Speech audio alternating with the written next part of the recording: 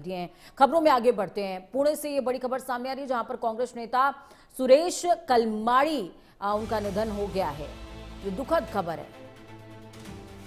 82 साल की उम्र में अंतिम सांस ली उन्होंने। पुणे में आज अंतिम संस्कार किया जाएगा। लंबे समय से बीमार चल रहे थे सुरेश कलमाड़ी।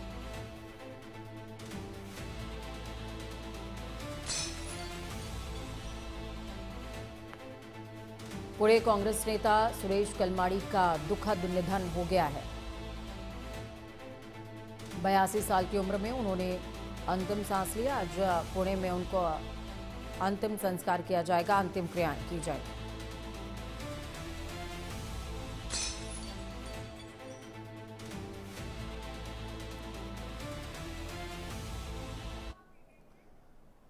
अगली खबर देहरादून से सामने आ रही है, जहां पर बीजेपी नेता दुष्यंत गौतम ने मानहानि की अर्जी दाखिल कर दी है।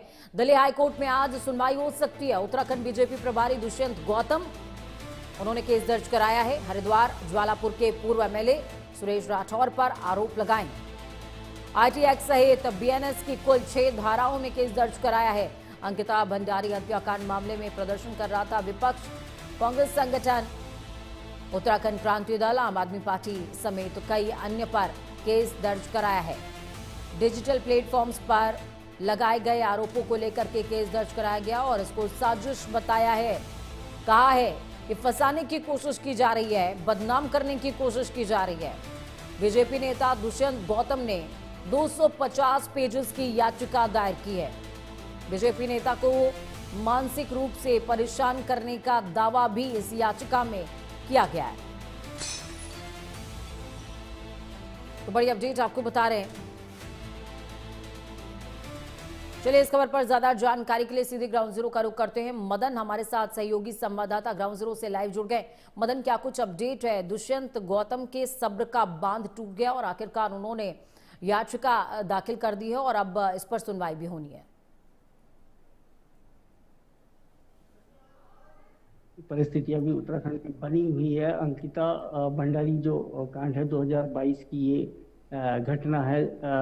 2022 18 सितंबर की ये घटना है, जिसके चलते जब ये घटना हुई तो इसमें जो तमाम आरोपी थे उनको सीधे तौर पर उम्र कैद की सजा हुई है और 3 आरोपी जो सामने आए थे उस समय उनको सीधे तौर पर सजा हुई है और केस कहीं ना कहीं क्लोज दिखाई दे रहे थे। लेकिन एक लॉ वीआईपी की जो जली हुई है वो निरंतर इस बात को लेकर चर्चा होती रही कि आखिर वो वीआईपी कौन है। लेकिन अब जब 2025 में नाम सामने आया है तो निश्चित तौर पर पूरे प्रदेश में बवाल है। हालांकि पूरे भारत में इस बात की चर्चा हो रही है कि जितना बड़ा बीजेपी के एक बड़ा चेहरा जो सामने नाम आया था दुष्यंत गौतम का, उन्होंने अब जो है याचिका दायर की है दिल्ली हाई कोर्ट में और सीधे तौर पर कहा है कि मुझे बदनाम करने की कोशिश की जा रही है। और जो ज्वालापुर के पूर्व विधायक सुरेश राठौर और उनकी कथित जो पत्नी है उर्मिला सनावल, उन्होंने इस बात की ये खुलासा किया था। और उर्मिला सनावल ने जिस तरीके से बात को रखा, जो कि पूरे सोशल मीडिया प्लेटफॉर्म पर तैरता रहा पूरे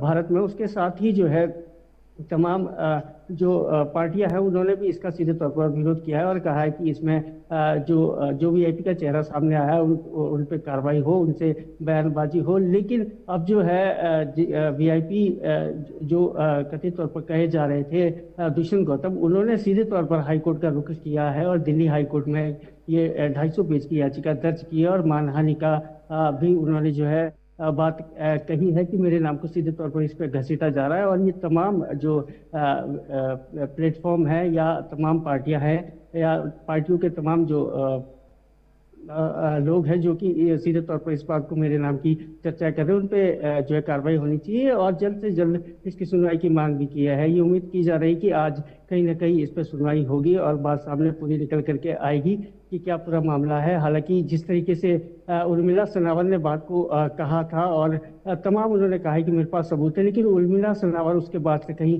दिखाई नहीं दे रही है। पूरी उनको ढूंढने की कोशिश की जा रही है, लेकिन उर्मिला सनावल गायब है और उन्होंने कहा है कि मुझे जान से मारने की धमकियां दी जा रही है, इसलिए जो है वो सामने निकल करके नहीं आ रही। उन्होंने अपने प्रोटेक्शन के लिए भी मांग की है।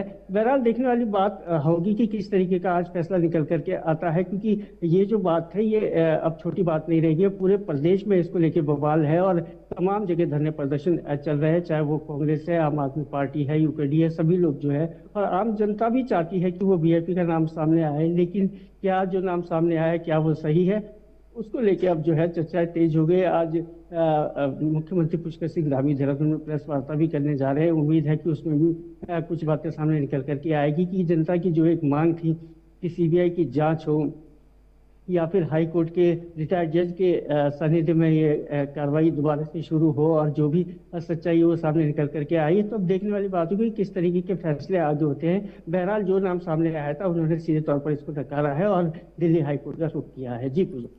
बहुत शुक्रिया हमारे साथ